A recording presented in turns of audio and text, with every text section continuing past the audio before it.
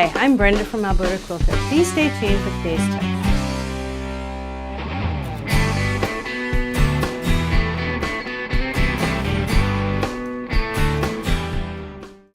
I'd like to talk to you about how to measure your bed for a quilt.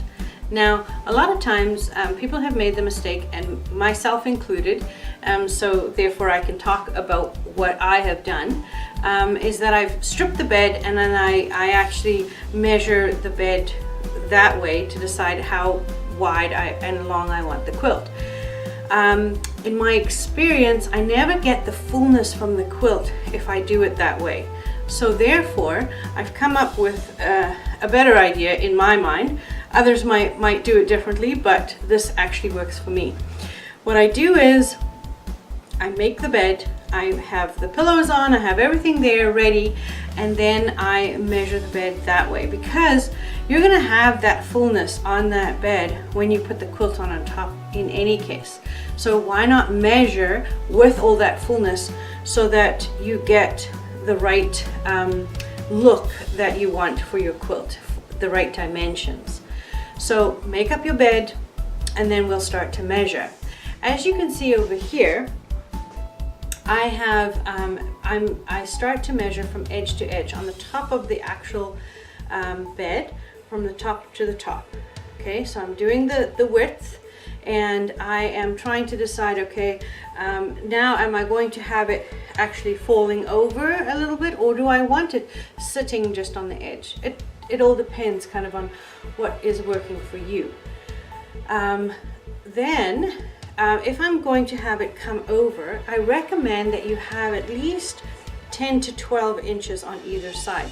Now remember, when you're writing down your dimensions and you're writing down width, add the 10 or 12 inches from each side. So it's the width of the bed plus the 12 and the 12, okay? So once you've got that measurement, okay, now you know exactly how wide this quilt is going to be.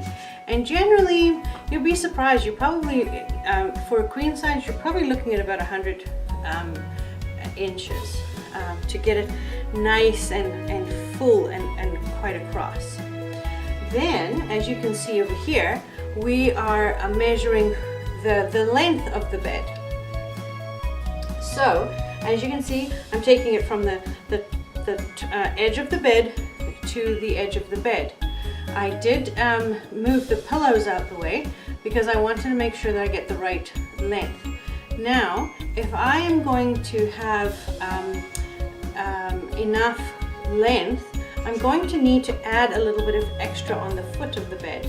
So, and then I have to decide, am I going to have a pillow tuck? Do I want this quilt to actually sit up and around of my pillows, right? So that's an extra measurement that you're having. So your length could end up about 110 inches. And that's not a big deal when you send it to the long armor. It's not a big deal in the length of your quilt. So measure from edge to edge. Figure out if you wanted to have that tuck. If you don't, it's just that edge to edge length, and then have an extra 10 inches on the edge, on the bottom of the quilt, just to kind of make it flow over the bottom nicely. I think you'd like that effect. I know I do, and so I'm sure that you will too. Thank you very much. Thanks for watching the Tip Show today. Please like and share this video and leave us your comments below, as well as any great ideas that you might have for any future videos. Thank you so very much.